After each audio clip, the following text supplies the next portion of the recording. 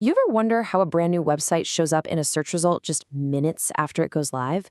Well, the magic behind that is something called a web crawler, this invisible engine that's constantly, tirelessly mapping the entire internet. So let's pull back the curtain and really dig into the tech that makes the modern web even possible. So, what exactly is a web crawler? You'll often hear it called a spider, and that's actually a great way to think about it. It's a bot that starts with a list of web pages it already knows about. It visits a page, reads it, and most importantly, it follows every single link on that page. It then adds all those new links to its to-do list and just keeps going, spinning this massive, ever-expanding web across the internet. But, these digital spiders do a whole lot more than just power our Google searches. They've actually got a ton of really critical jobs all across the digital world. Yeah, of course. The big one is search engine indexing. That's Googlebot and its cousins.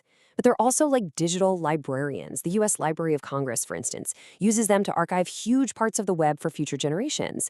Financial firms use them for web mining, automatically grabbing reports to spot market trends. And they're also kind of like digital detectives, constantly monitoring for things like copyright infringement. Okay, so let's put on our engineer hats for a minute. If we had to build one of these things from scratch, where would you even begin? With any project this huge, the very first step is just trying to wrap your head around the sheer scale of the challenge. So let me ask you, what kind of numbers are we even talking about here? If you're building a crawler for a major search engine, how many pages do you think you need to collect? 1 million? 10 million? Go ahead, take a guess. The real answer is just mind-blowing. We are talking about 1 billion pages. And that's not a one-time thing. Nope, that is the goal every single month, just to keep the search results feeling fresh and up to date. It's wild. Now, 1 billion a month is a number so big it's kind of hard to grasp, right? Well, this is where it gets really crazy. To hit that target, our system has to be downloading 400 web pages every single second. And during peak times, that number jumps to 800 pages per second. The speed is just incredible. And where do you put all that data once you've downloaded it? Well, to keep just 5 years' worth of web content, you'd need about 30 petabytes of storage. To put that into perspective for you, that's enough space to store a high-definition video that runs continuously for over 350 years. The physical challenge here is just as massive as the digital one. Okay, so we've established the challenge is enormous. How in the world do you actually build a machine that can handle it? Let's break it down and look at the core components, the real anatomy of a web crawler. At a high level, the process is basically one giant continuous loop. You start with a list of initial web addresses. Those are your seed URLs.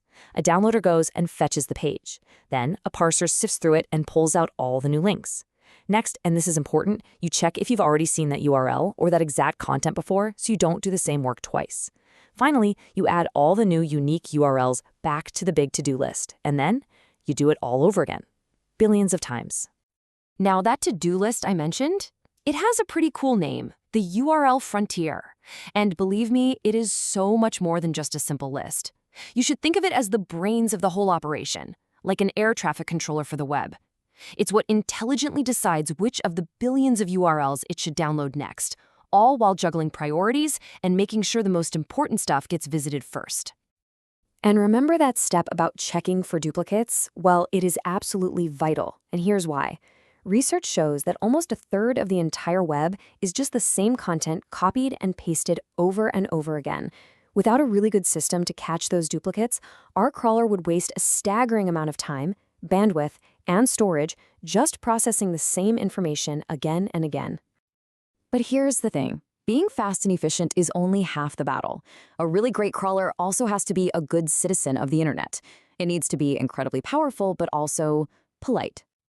And this is the central puzzle, right? Your system is designed to download hundreds of pages every second. But what happens if you point all that firepower at one single website? You'll crush its servers. They'll think they're under attack and just block you immediately. So how do you solve that? The solution is a really important design principle called politeness. Basically, a well-behaved crawler is programmed to have good manners. It knows not to hit any single web server too hard or too fast. It'll usually just download one page at a time from any given website, and might even pause for a moment between requests. That's how it explores the whole web without making everyone angry. To be both polite and efficient, the crawler needs a smart travel plan. One strategy, called depth-first search, where you just follow a chain of links deeper and deeper, is super risky. You could easily fall into what's called a spider trap, like an online calendar that lets you click next day forever. A much safer bet is a breadth-first search, exploring the web layer by layer. But even that isn't perfect, because if one page links to hundreds of other pages on the same site, you could still overwhelm that one server. And this brings us to the next layer of smarts: prioritization. I mean, let's be real, not all web pages are created equal. A link to Apple's homepage is obviously way more important than a link to some random post on a discussion forum from 10 years ago. A smart URL frontier knows this. It uses all kinds of signals to prioritize its to-do list, making sure it spends its precious time on the most important parts of the web first. So, as we start to wrap this up, let's just recap what it really takes to build a great industrial-strength web crawler, one that can actually handle the chaos of the modern internet. It really comes down to 4 key things. It has to be scalable, obviously, to handle billions of pages. It needs to be robust, so it doesn't just crash when it sees bad code or falls into a spider trap. It absolutely must be polite, respecting the rules that websites set out. And finally, it has to be extensible, so you can easily teach it to understand new things like images, videos, or PDFs, not just text. And that kind of leaves us with one last big thought. You don't just finish building a web crawler. The web itself is practically infinite, and it's growing and changing every single second of every day. So the real engineering marvel isn't just building a map of the web once, it's building a system that can continuously chart a world that never, ever holds still.